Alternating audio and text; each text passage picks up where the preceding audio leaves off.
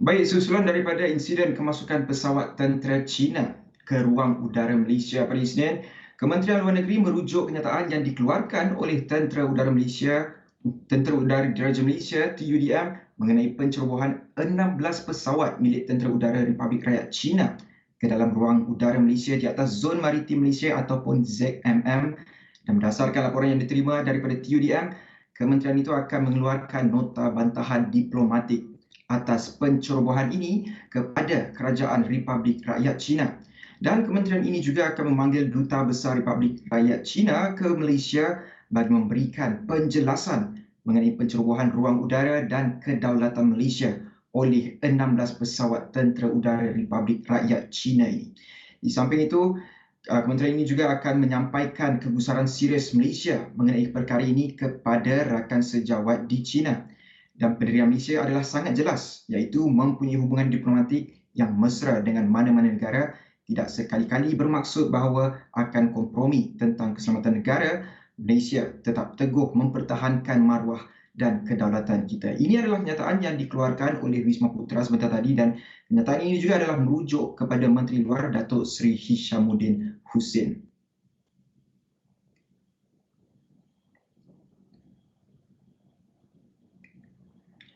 Baik, terdahulu Tentera Udara Diraja Malaysia (TUDM) mengesan penerbangan mencurigakan 16 pesawat Tentera Udara Republik Rakyat China memasuki ruangan udara Zon Maritim Malaysia (ZMM) di Kota Kinabalu Flight Information Region atau FIR dan menghampiri ruang udara nasional.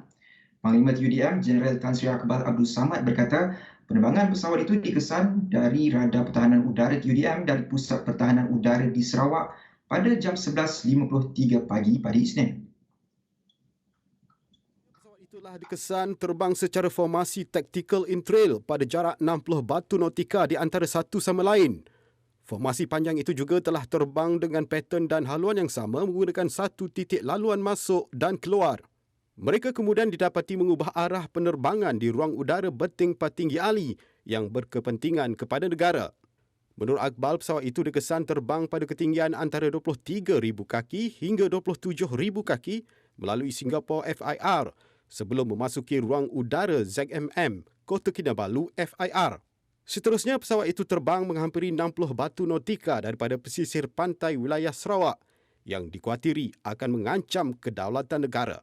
Akbar berkata pihak TUDM telah meletakkan pesawat Hawk 208 daripada nombor 6 Skuadron Pelengkalan Udara Labuan dalam keadaan siap sedia melalui operasi curiga TUDM. Beberapa percubaan untuk mengarahkan mereka menghubungi kawalan trafik udara Kota Kinabalu FIR tidak dipatuhi. Apabila pesawat itu melangkaui sempadan Kota Kinabalu FIR menghala ke ruang udara nasional, TUDM melancarkan pesawat pemintas untuk melakukan identifikasi visual.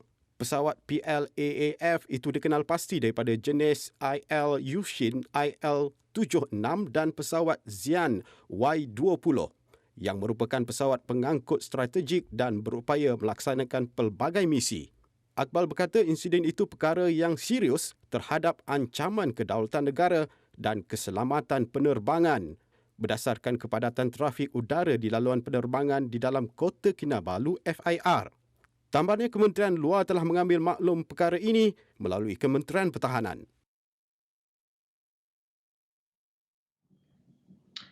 Baik, sementara itu, Wakil Jurucakap Kedutaan China di Malaysia memaklumkan insiden tersebut adalah latihan penerbangan biasa. Jelasnya, kesemua 16 buah pesawat tersebut tidak langsung menyasarkan mana-mana negara. Tambah jurucakap itu yang memetik Undang-Undang Antarabangsa, kapal terbang tentera China itu hanya menikmati kebebasan penerbangan di ruangan udara berkenaan. Malah sepanjang latihan tersebut, pesawat tentera China itu mematuhi Undang-Undang Antarabangsa yang berkaitan dan tidak memasuki ruang udara wilayah mana-mana negara lain. Jelasnya lagi, Malaysia dan China adalah ibarat jiran yang mesra dan China bersedia untuk meneruskan rundingan persahabatan dua hala dengan Malaysia untuk bersama-sama menjaga keamanan dan kestabilan serantau.